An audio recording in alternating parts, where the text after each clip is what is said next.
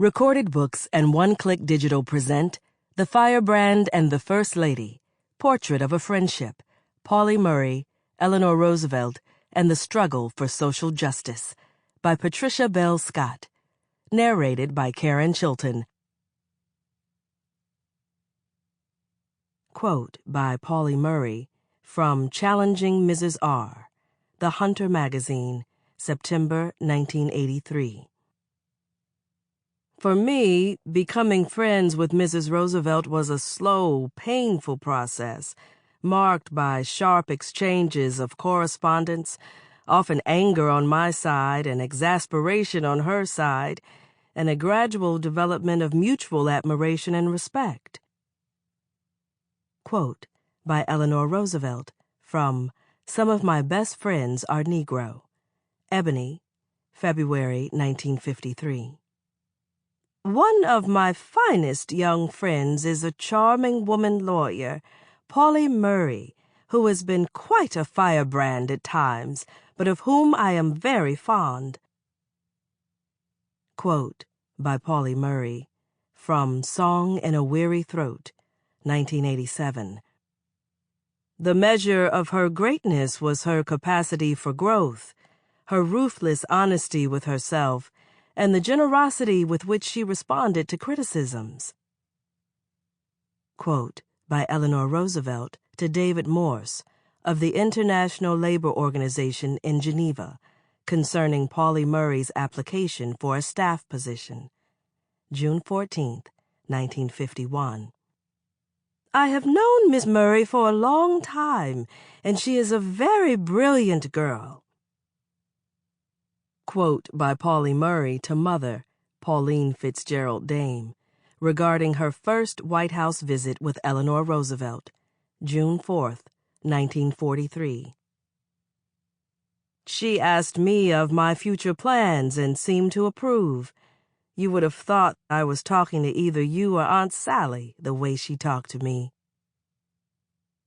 Quote by Eleanor Roosevelt from Some of My Best Friends Are Negro, Ebony, February 1953. When more whites and Negroes become friends and lose whatever self-consciousness they started out with, we shall have a much happier world. Introduction: The Hand of Friendship. Quote by Pauli Murray to Patricia Bell Scott, December 12, 1983. You need to know some of the veterans of the battle whose shoulders you now stand on. The letter that carried these words launched a 20-year odyssey that gave birth to The Firebrand and the First Lady. It was Pauli Murray's second response to my invitation to serve as a consulting editor to Sage, a scholarly journal on Black women, of which I was co-founding editor.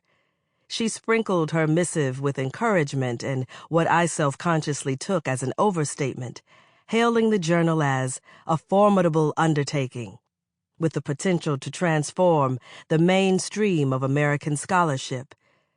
That this groundbreaking activist, lawyer, writer, and priest had high expectations for my work filled me with excitement and apprehension, lest I fall short.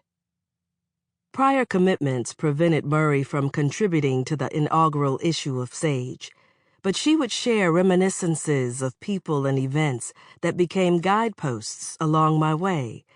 She mentioned the President's Commission on the Status of Women, for which she served as a subcommittee member, and to which John F. Kennedy appointed Eleanor Roosevelt as commission chair. Murray praised the women activists who had taken the lessons learned in the labor and civil rights movements and applied them to the women's movement. She also boasted that she was, finally, free to do the creative writing she had longed to do since 1939. Her top priority, she quipped, was a dratted autobiography.